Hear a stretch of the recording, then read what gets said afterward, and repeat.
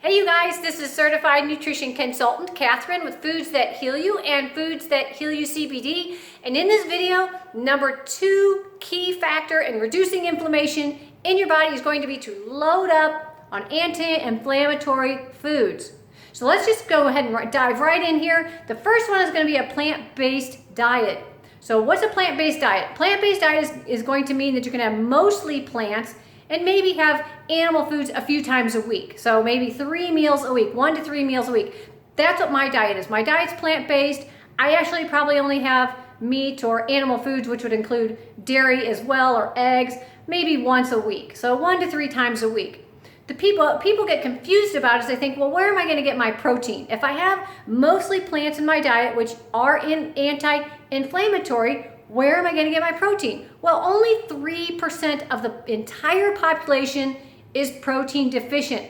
We don't have a protein deficiency problem in our country. We actually have a fiber deficiency problem.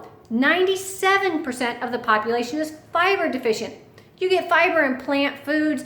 Plant foods help reduce inflammation. You get vitamins and minerals in plant foods. So basically anything you can pick off of a plant or a tree is going to be a plant-based food. It's really the simplest way to try to just determine whether something's plant-based. Now you could say potato chips are plant-based because they're from the potato, right? Well, obviously that's not going to be an anti-inflammatory food. A whole food, you hear people say, I have a whole food diet. A whole food plant-based diet means the food that you're consuming is very little processed. You can pick it off a tree in its whole form. It might come in a package or a bag, which I explained in the last video, but it's still going to be a whole food. It's very close to its original form. So that's what a plant-based diet is going to look like. You're not going to starve from protein deficiency. This is what my diet is. I've done a urinalysis. My protein levels are good. You get vitamins, minerals, you reduce inflammation when you have a plant-based diet. Number 2, fermented foods. Now you might be familiar with people telling you to take probiotics, and that's great.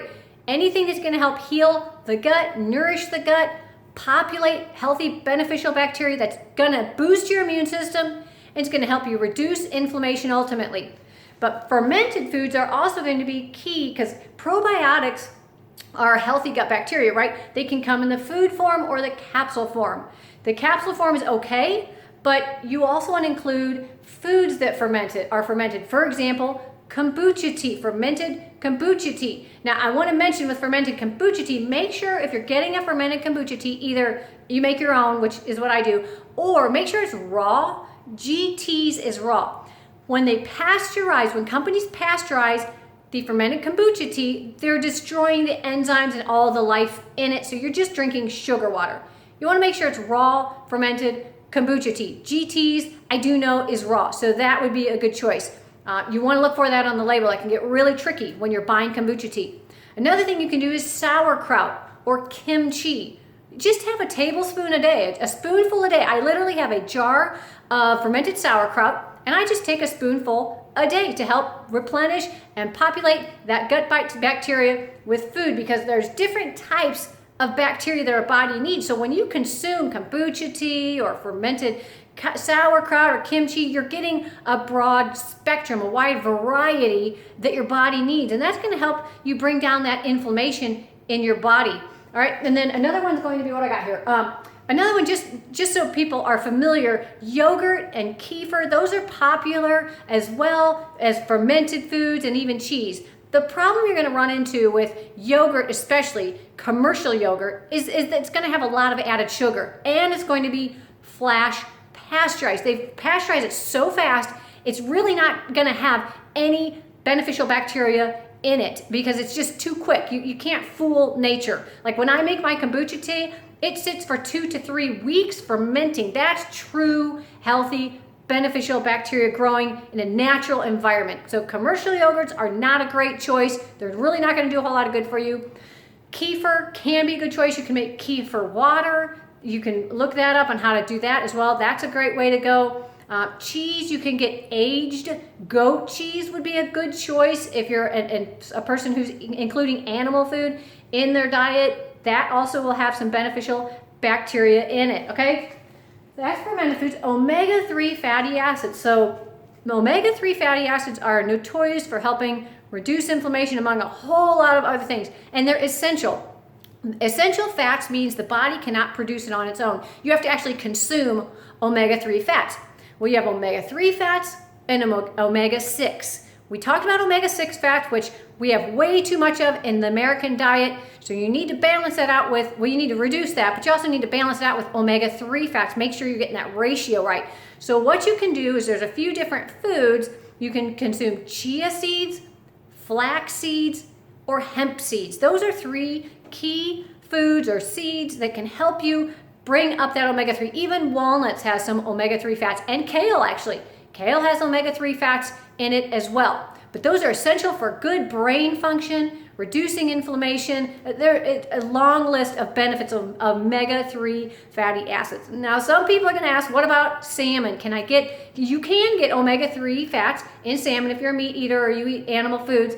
The only problem I have found is finding a good quality salmon. There's information out there, Natural News talks about, they're finding parasites in salmon, and that just grosses me out. So I'm not doing salmon anymore in my household. But if you can find a really solid source that you know that's a salmon, is wild caught, and doesn't have any parasites, it's not infested, or it's just good quality, then that's another really good way. Fish oil capsules, I'm not a huge proponent of because they're so highly processed in order to get the contamination out of it, that by the time you take the fish oil capsules, you're probably going to be burping it up. If you've ever taken them before, you can't digest them well. The body doesn't recognize it because it's so highly processed. It's really best to get your fats in food.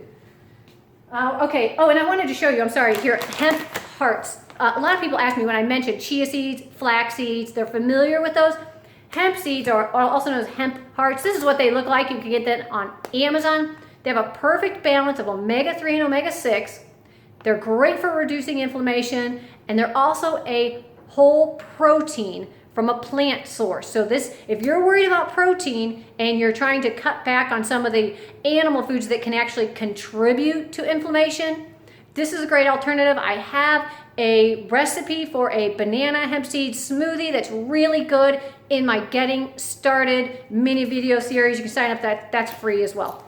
All right, moving on. What do we got here? All right, so fruit. So fruit is terrific for reducing inflammation.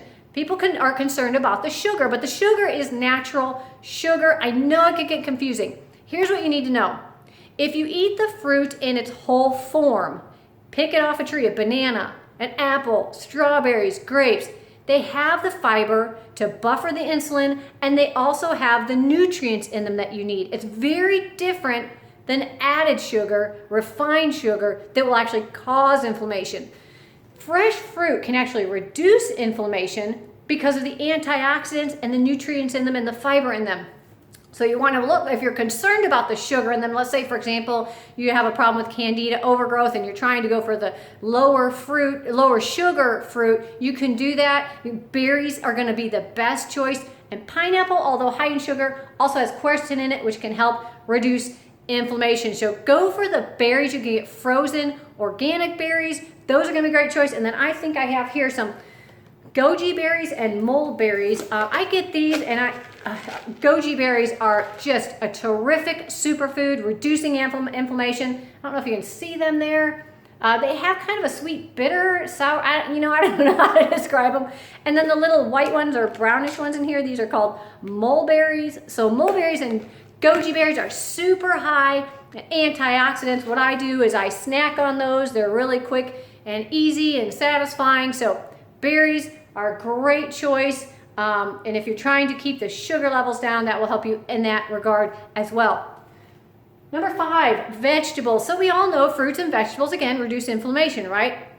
So what you want to do is make sure you load up on vegetables. I think that's one of the hardest things for me too, is to load up on vegetables. So what I do is I actually juice my vegetables. Celery juice, I do celery, carrot, red beet. I do celery juice with red beet and carrot. That's going to help reduce inflammation, and I'm going to be drinking my vegetables because I'm not a huge fan of eating a bunch of salads or vegetables. But however, whatever it takes for you to get the vegetables in, You're gonna wanna load up on the vegetables, specifically cruciferous vegetables is one. Broccoli, cauliflower, Brussels sprouts, kale, cabbage. Those are cruciferous vegetables. They are anti-cancer, they are anti-inflammatory, they help with phase 1 of your liver detoxification. They are terrific, super awesome vegetables. So get your cruciferous vegetables in your diet. Red beets are also shown to help even with blood pressure, but they help reduce inflammation. Like I said, I just juice mine and drink it.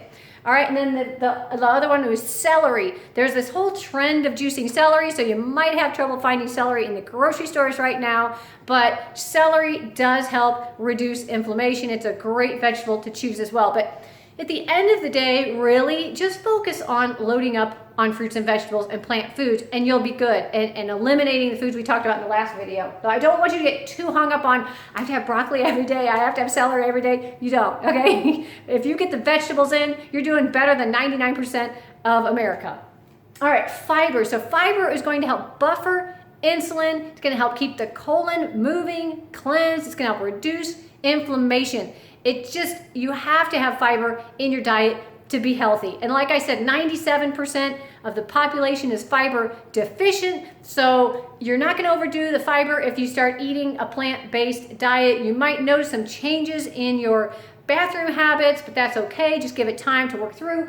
But fiber, you want to make sure you get from plant foods, not a powder that you buy in the store that's, you know, some, I don't know, fiber cookies or fiber pills or whatever. That's not what you want to do. That's not really going to really help you. You really want to increase the plant foods in your diet so that you have natural plant fiber. Because plant fiber actually feeds the healthy bacteria, and you want that, okay? Superfoods. So the last one here is going to be superfoods that may help specifically reduce inflammation. The first one's going to be CBD hemp oil. So CBD hemp oil has been shown in studies that it can actually help reduce inflammation. It has quite a few other potential health benefits. CBDA, which is the raw version of CBD, has also been shown in studies to help reduce inflammation. So you'll want to watch my video training series or sign up for my newsletter or whatever, so you can learn more about how CBD and CBDA might be able to help reduce inflammation in your body, along with a lot of other benefits. I have a ton of videos, so check out my website, foodsthathealyoucbd.com, and I'll make sure I have links below these videos, but check that out. That can be a really great way to help get the inflammation to start coming down in your body. Greens, like we mentioned, the vegetables, you want to load up on those vegetables. Well, like I said, I have trouble loading up on the vegetables because I'm not crazy about eating them, so I drink them in my juice.